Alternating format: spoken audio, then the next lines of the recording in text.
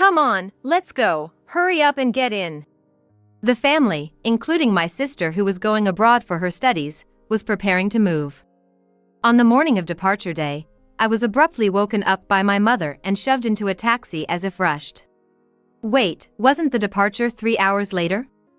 Despite my confusion at the schedule being quite different from what I had heard beforehand, I couldn't say anything and silently took my seat. Huh? Despite my mother's rush, neither my sister nor father were in the taxi. Then, please. However, my mother, who later got into the taxi, drove off without any concern.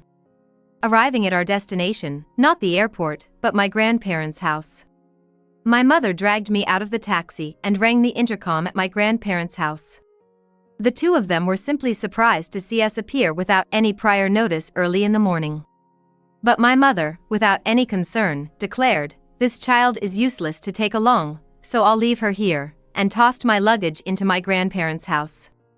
Then, as she quickly got into the taxi, she only said, "Well, thank you. Except for matters of life and death, please don't contact me," and drove away.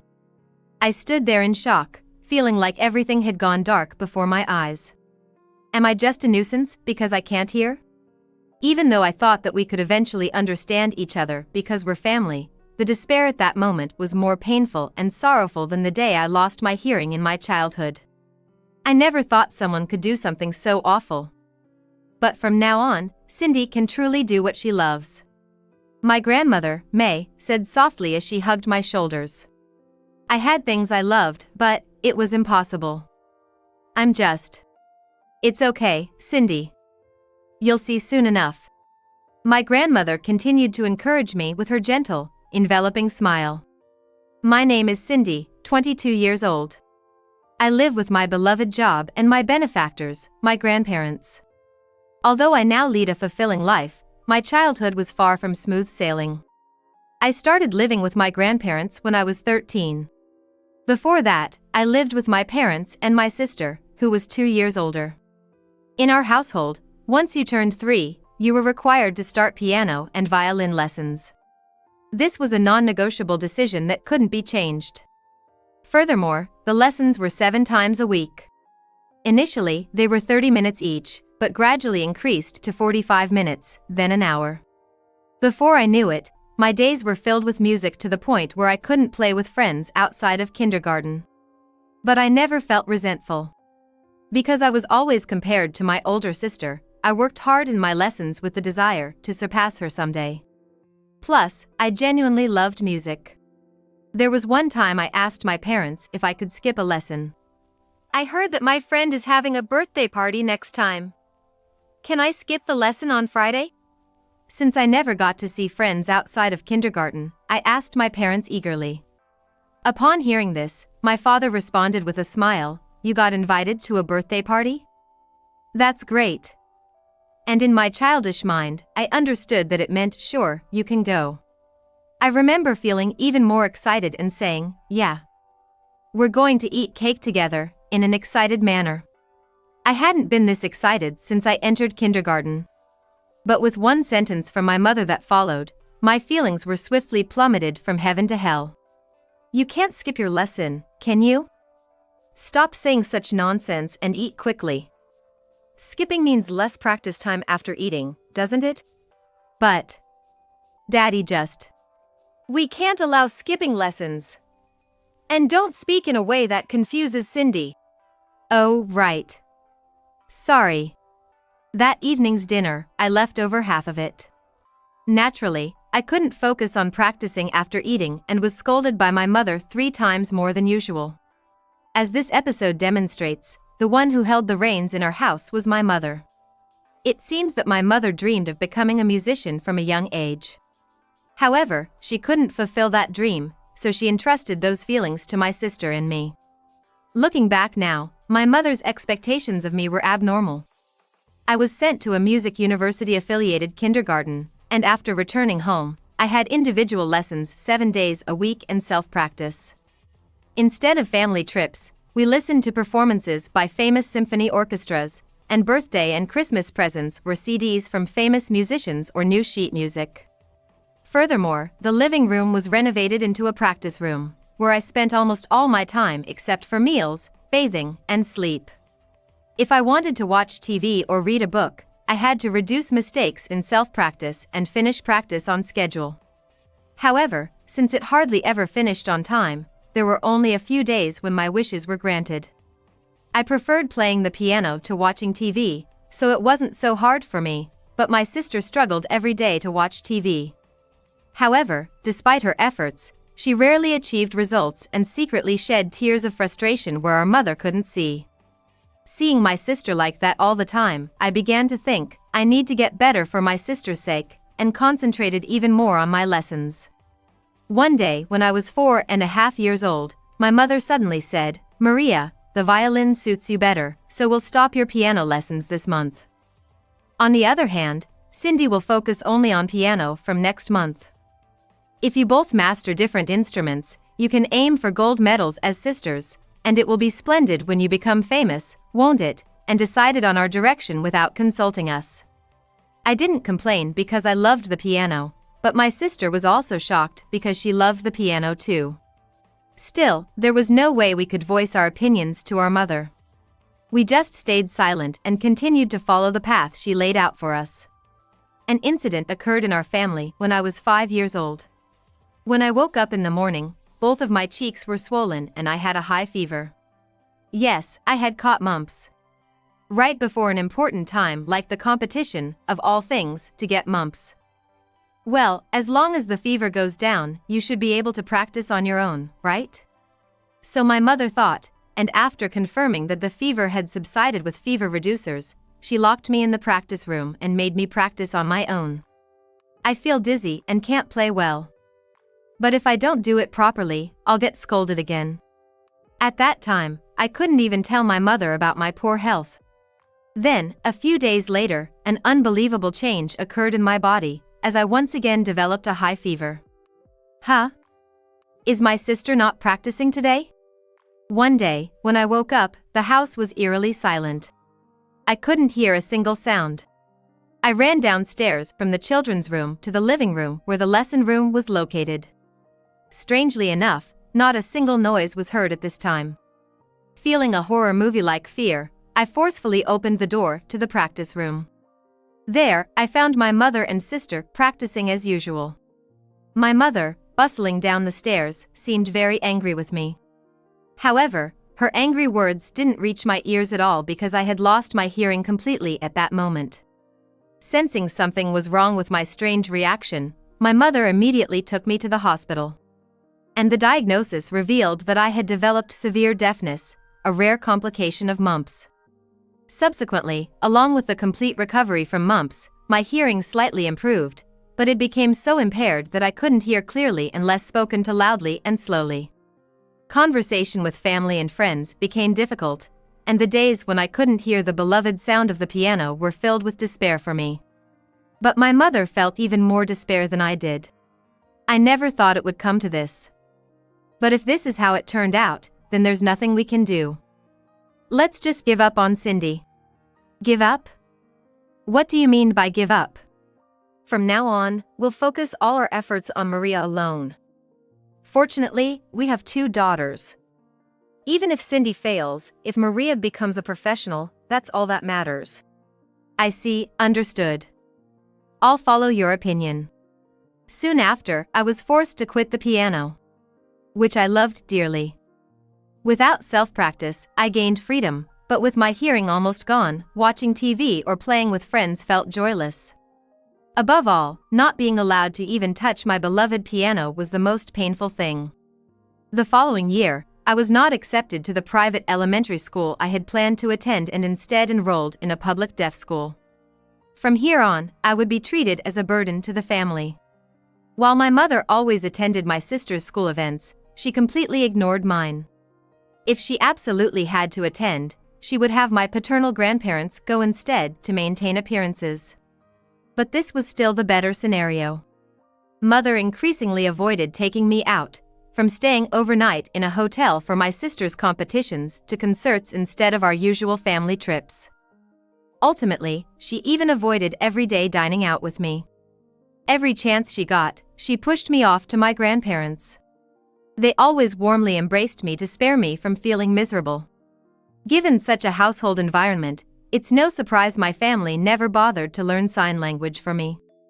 Unable to converse with my family, I began to isolate myself and withdraw at home. It was my grandparents who worried about me and helped me. Both of them attended sign language classes with me and learned sign language. Additionally, my grandmother, May, secretly learned lip reading and taught me.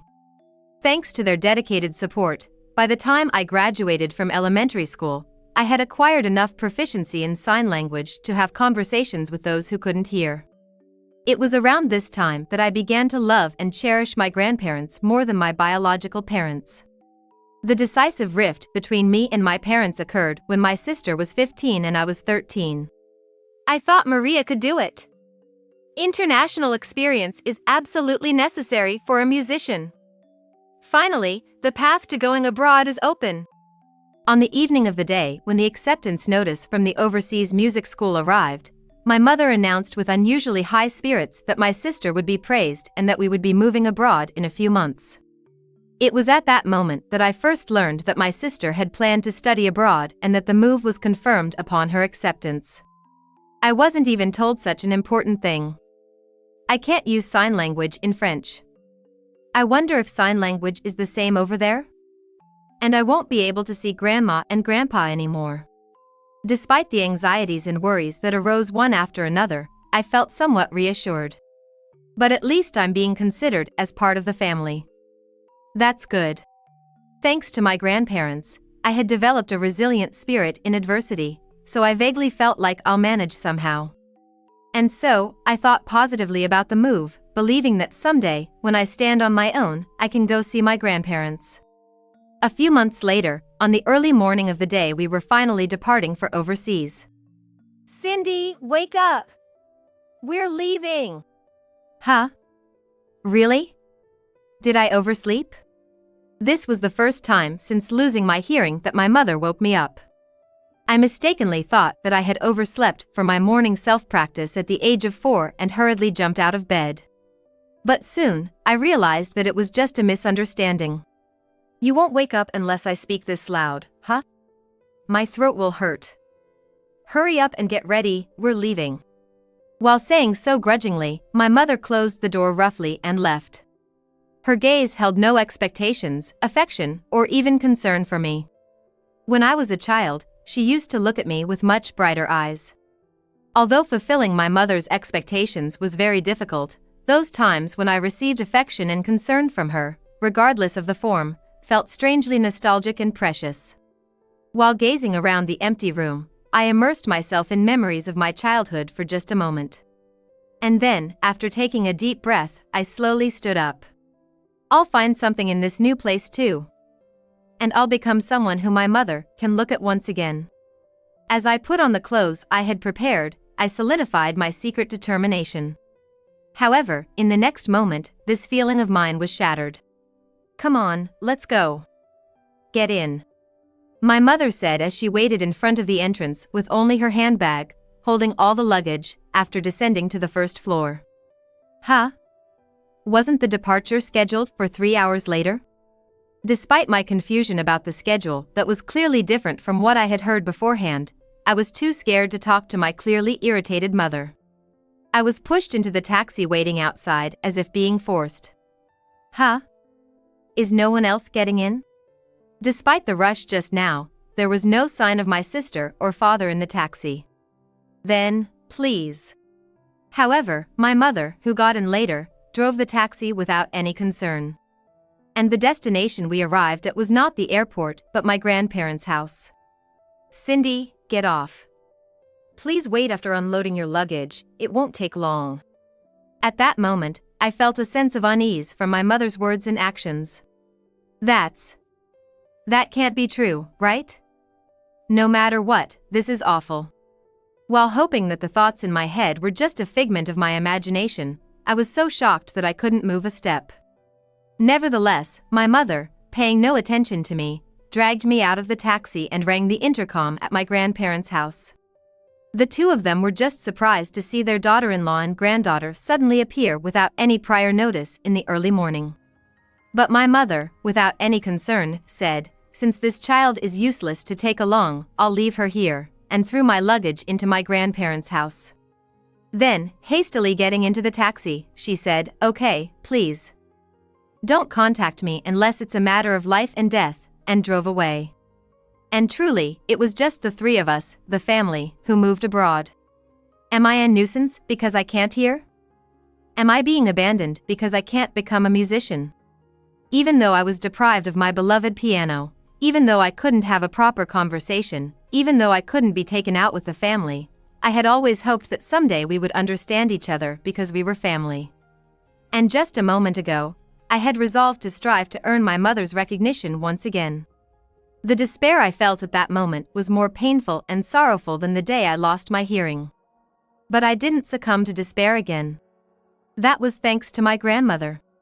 I never thought someone could be so cruel. But from now on, you can truly do what you love, Cindy. What I love. Yes. Not because someone tells you to do it, but because you want to do it, Cindy. Is there something you want to do? There was, but it's impossible. Someone like me. It's okay. You'll see soon enough. With these words, my grandmother continued to encourage me with her gentle smile that enveloped me. Encouraged by my grandmother, I decided to play the piano again. The sound of the beloved piano, which I hadn't been allowed to touch for years, stimulated my faint remaining hearing like nothing else. I want to play the piano again. Like I used to. My wilted heart swelled up as if it had exploded.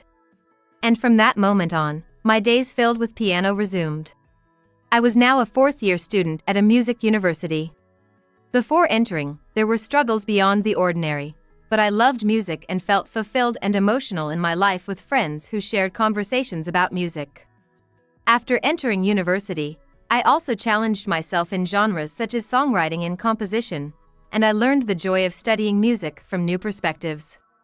When I was abandoned at my grandmother's house, I felt like I had been plunged into the depths of despair in life, but looking back, it seems like it was the catalyst for becoming who I am now, so it's not as bitter. I also gained the strength and confidence to think like this. It was truly smooth sailing. But one day, an unexpected event occurred. My mother, who had been out of touch for years, suddenly appeared before me.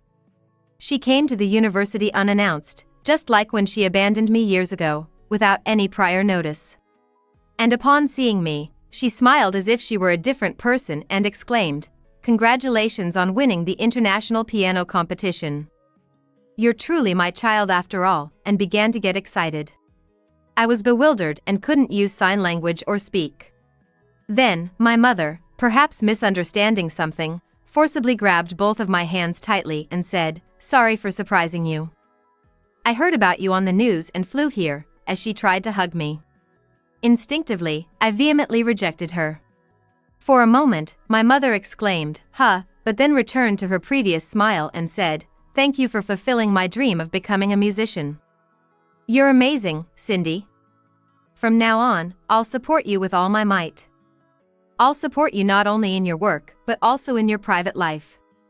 Let's live together from now on," she said, pressing me. I felt an eerie chill from my mother's strange gaze, the first time I'd ever experienced such a thing. Just when I wanted desperately to escape from this situation, I felt a gentle tap on my shoulder from behind, and when I turned around, a university friend stood there with a worried expression. My friend signed, "What's wrong? Are you okay?" I also signed back, "I'm in trouble because a stranger is bothering me. Can you come home with me?" My friend nodded vigorously and intervened between my mother and me, saying, "Sorry, we have plans to go out.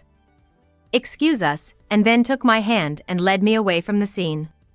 It seemed my mother hadn't learned sign language as before. She stood there looking puzzled and stunned. Was my mom always this weird? Perhaps living apart from her made me finally realize her abnormality at this age.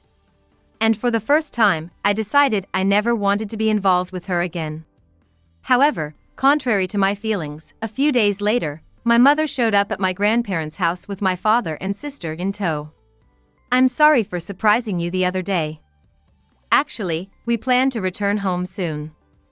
So, let's be together from now on." Smiling brightly, my mother's demeanor remained unchanged, still authoritative. And behind her, my father stood weakly, and my sister hunched her shoulders, just as they always had. Pretending not to understand what I was saying and remaining silent deliberately, my mother suddenly began to praise me lavishly, for reasons unknown. But the content of her praise was incomprehensible, saying it was the result of the early childhood education or that Cindy inherited my genes, so her talent blossomed even when we were apart. Not only that, but she also criticized my sister, saying that since the violin didn't work out well, we tried piano later, but it didn't work out either, so she simply didn't have talent, and it was a waste of time and money. Such conversation continued for more than 10 minutes, and my sister eventually burst into tears. Seeing my sister like that, I felt a pang in my chest, remembering myself at the age of 5 when I lost my hearing and had my piano taken away. And I felt an intense anger toward my mother, who was manipulating mine and my sister's lives for her own values. However, my mother, who had been silent, began to feel irritated with me. Yet, she probably didn't want to spoil my mood. With an eerie smile that only reached her lips, she began typing something on her smartphone.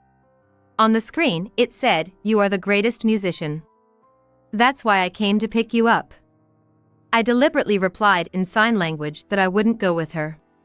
My mother, who didn't understand sign language, forced a smile while her lips twitched slightly. Then she showed me the screen again, saying, "Let's go home together." I sighed and replied on my phone's screen, saying, "I'm staying here because my grandparents are worried." I made an unbelievable suggestion to my grandmother, who was next to me. "That's right. From now on, I'll leave Maria here. That way, Cindy can focus on her musical activities, and I can fully support her. Maria can finally be useful to the family. Could you please tell Mom that Maria will stay here so she doesn't have to worry?" My mother's selfishness made something inside me snap. "Don't say such selfish things. I don't need support from a mother who abandoned me, and I'm not planning to leave this house. Don't ever show up in front of us again." Before I knew it, I found myself yelling at my mother for the first time in my life. My mother, who had assumed I couldn't hear the conversation, as well as everyone else present, fell silent for a moment. But my mother didn't back down at all. "Cindy doesn't need support, there's no way that's true. After all, you're my daughter. You're going to become a great musician with me in the future. And pretending not to hear anymore, you're not a child anymore, so stop being selfish." "It's not pretending, I just read your lips to understand the conversation. Besides, why bother learning sign language when you're living with a hearing-impaired person? And don't act like a mother now after abandoning me 9 years ago. You dare to say such things to your parents. It's all because of your grandparents. I'll fix even your foul mouth. Come on, hurry up and pack your things. I have no intention of living with you, and I don't plan to be involved with you in the future. Please take your belongings. You can't just say things like that. I'll pack your things by myself then." Thinking she couldn't persuade me, my mother forcefully began to enter the house. I desperately tried to stop my mother, who had lost the ability to make rational judgments. Then, my grandmother, who had been silently observing the situation, stood in front of my mother with a phone in her hand. In a slightly menacing tone, she said, "If you try to enter the house, I'll call the police for trespassing. Maybe I should also apply for a restraining order for stalking," and stared sharply at my mother with a piercing gaze. It was shocking to see such a fierce expression from my usually calm grandmother. And seemingly, even my mother regained her senses. She sat down weakly on the spot and started sobbing, asking why things had turned out this way. My sister and even my father, who had been silent, just watched. In the end, scolded by my grandfather for being noisy, my father, with my sister's help, dragged my mother away and took her home. I wondered what my father thought of us. As I watched my exhausted father's back disappear, I felt like I would never have the opportunity to ask. While patting me on the back, my grandmother, with her usual gentle smile, asked, "Do you remember when I told you that you'd understand past and present?" I quietly replied, "Yes," nodding my head. Then, my grandmother spoke with a distant look in her eyes. "That's it, that's the situation right now. Children aren't tools for parents. Forcing them to succeed rarely works. Cindy always had musical talent.